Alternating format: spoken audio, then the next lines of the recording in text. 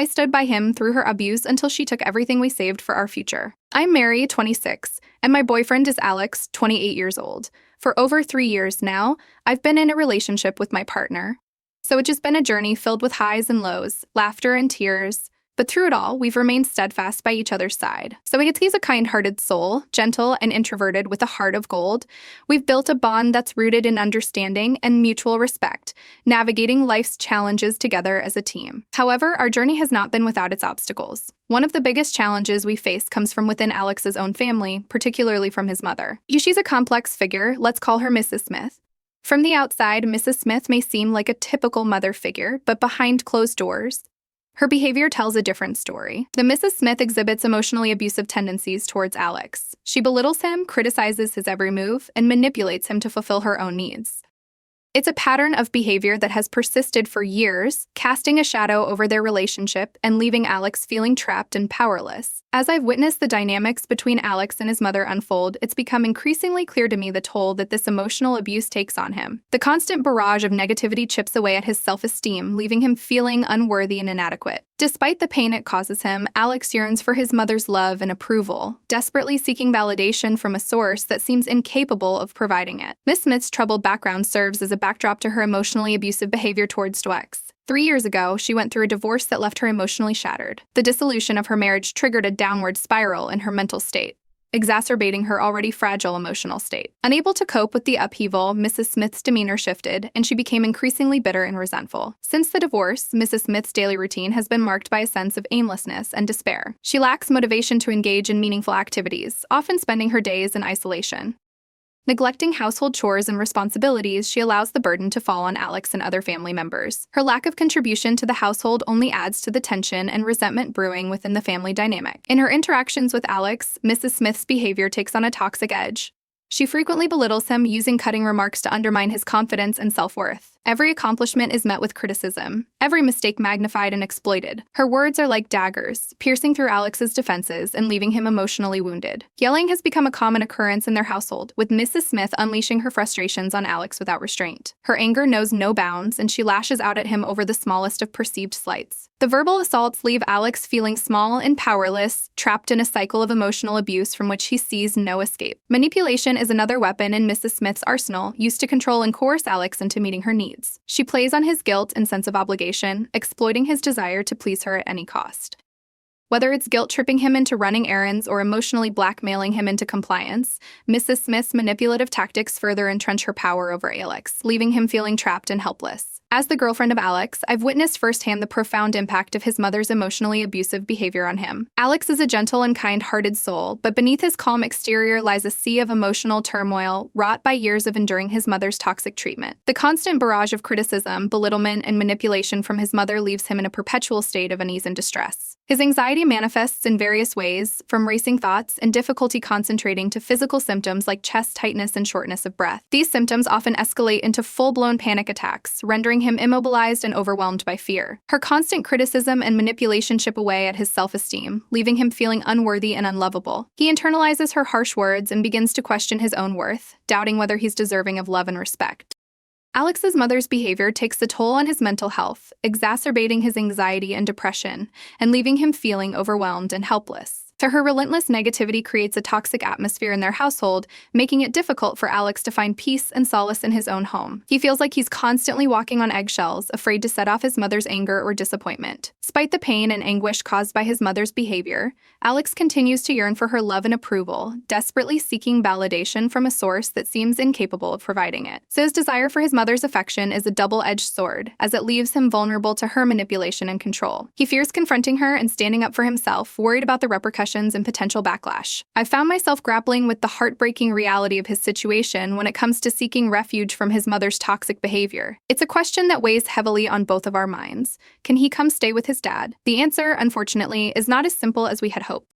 Despite the desire to find sanctuary in his father's home, Alex's dad lives in a cramped one-bedroom apartment, unable to accommodate him. However, even in the face of this obstacle, there's a glimmer of hope in knowing that his father would do anything to support him. Alex's father would be willing to make the sacrifice of moving into a larger space to provide his son with the comfort and safety he so desperately needs. Yet, despite his father's potential willingness to make such a sacrifice, Alex remains paralyzed by fear at the mere thought of confronting his mother or seeking refuge elsewhere. The terror he feels towards his mother's wrath is a powerful deterrent, holding him back from taking steps towards asserting his own autonomy and seeking a better life for himself. It's a heartbreaking reality that we're both faced with, knowing that we're working tirelessly to afford to move out and create a safe haven away from the toxicity of Alex's home environment. However, as anyone who's tried to navigate the daunting landscape of housing affordability knows, it's an uphill filled with financial constraints and limited options.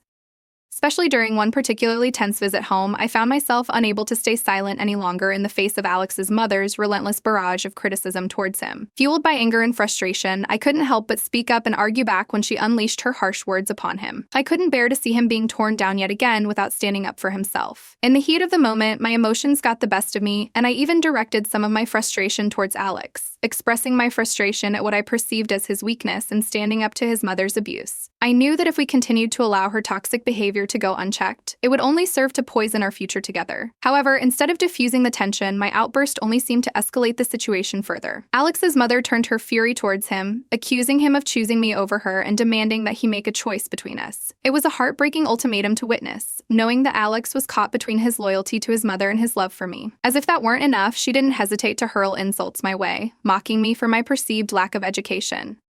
Her words stung. Anger, frustration, and sadness coursed through me as I struggled to process what had just transpired. Unable to contain my feelings any longer, tears welled up in my eyes, threatening to spill over at any moment. I made the decision to leave. I couldn't bear to stay in that toxic environment a moment longer, surrounded by negativity and hostility. I hoped that Alex would come after me, that he would show some sign of defiance against his mother's control and choose to stand by my side. But as I walked away, my heart sank with the realization that he remained rooted in place, paralyzed by fear of his mother's wrath. He remained a prisoner of his own fears, unable to defy the hold that his mother had over him. In the aftermath of the heated confrontation and my subsequent departure, I was left grappling with a whirlwind of conflicting emotions. Anger, hurt, and disappointment vied for dominance within me, but amidst it all, one undeniable truth remained. I loved Alex. Despite the pain he had caused me, I couldn't shake the deep-rooted affection I felt for him. A week passed, and despite my initial resolve to stand firm in my decision, I found myself unable to resist the pull of love and compassion. I couldn't bear to see Alex suffer alone, trapped in the suffocating grip of his mother's manipulation. So, against my better judgment, I forgave him. I rationalized my decision by telling myself that love was worth fighting for, that I couldn't abandon him in his time of need. But forgiveness didn't mean forgetting. I made it clear to Alex that while I was willing to give him another chance, I wouldn't subject myself to further abuse at the hands of his mother. From that point on, we chose to meet outside of his mother's house, avoiding the toxic environment that had caused us so much pain. However, just when I thought we were making progress, another blow came crashing down. Alex made the shocking decision to take the money we had been saving for our future together and hand it over to his mother. It was a devastating betrayal, one that cut me to the core. The realization that Alex had succumbed once again to his mother's manipulation was like a dagger to my heart. I felt a wave of despair wash over me, wondering how I could have been so blind to the extent of Mrs. Smith's control over him. So the money we had saved was meant to be a symbol of our commitment to each other, a tangible reminder of our dreams for the future. To see it squandered away on his mother's whims felt like a betrayal of everything we had worked so hard for. In that moment, I felt a profound sense of helplessness and despair. It was clear that Mrs. Smith's psychological manipulation knew no bounds, and I realized with a sinking feeling that I was powerless to stop it. Despite my love for Alex, I couldn't ignore the harsh reality of our situation.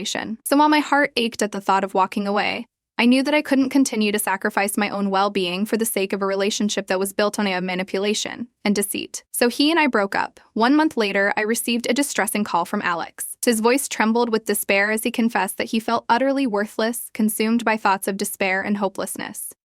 And my heart broke for him as he revealed that his mother had callously betrayed him, taking all the money he had given her and running away with another man. So in that moment, it became painfully clear that he needed me more than ever before. Driven by love and compassion, I made the decision to return to his side, determined to offer him the support and comfort he so desperately needed. Together, we embarked on a journey of healing, attending regular therapy sessions at the hospital to address his mental health struggles. Despite the challenges we faced, I remained steadfast in my commitment to him, serving as his rock and source of encouragement during his darkest moments. I took it upon myself to create a sense of hope and optimism for our future, painting a vivid picture of the beautiful life that awaited us once he emerged from the shadows of his past. Slowly but surely, his spirit began to stabilize, and the light of hope flickered once again in his eyes. In the midst of our shared struggles, our bond only grew stronger, forged in the fires of adversity and strengthened by our unwavering love for each other. It was during this time of turmoil and transformation that we made the decision to take the next step in our journey together. And we decided to get married. Filled with a renewed sense of purpose and determination, we embarked on the exciting journey during our future together, eager to leave the pain and heartache of a past behind us. But with each passing day, our love continued to blossom, a beacon of light guiding us towards a brighter tomorrow. And as we stood hand in hand, ready to face whatever challenges lay ahead, I knew in my heart that together, we could conquer anything that came our way. So now, after being married for 10 months, I find myself pregnant with our son, a new chapter of joy and anticipation unfolding before us. However, just as we began to revel in the happiness of impending parenthood, the specter of Alex's estranged mother reappeared, casting a shadow of uncertainty over our lives once again. With tearful pleas and desperate appeals, she sought to worm her way back into our lives, leaving me feeling torn and uncertain about what course of action to take. In the midst of this turmoil, I find myself grappling with conflicting emotions. So as the gravity of the situation weighed heavily on my mind, I felt compelled to speak up, to plead with my husband to reconsider the idea of letting his estranged mother back into our lives. So the thought of subjecting our unborn child to the same pain and turmoil that Alex had endured in the past filled me with an overwhelming sense of dread and urgency. In a quiet moment together, I took a deep breath, steeling myself for the difficult conversation that lay ahead. With a heavy heart and trembling voice, I began to express my deepest fears and concerns to my husband, laying bare the raw emotions that churned within me. "Alex," I started, my voice wavering slightly, "I know that your mother's sudden reappearance has stirred up a whirlwind of conflicting emotions within you. But please, I beg of you, consider the implications of allowing her back into our lives." I reached out, grasping his hand tightly in mine, seeking solace and support in his reassuring presence. "I think about what she did to you in the past," I continued, my voice trembling with emotion. "Do you really want to expose our child to the same kind of toxicity and negativity that you endured?" Tears welled up in my eyes as I spoke, my heart aching with the weight of my words. "I don't want our child to grow up in an environment filled with pain and resentment," I pleaded, desperation lacing my words. "And we deserve better, Alex. Our child deserves better."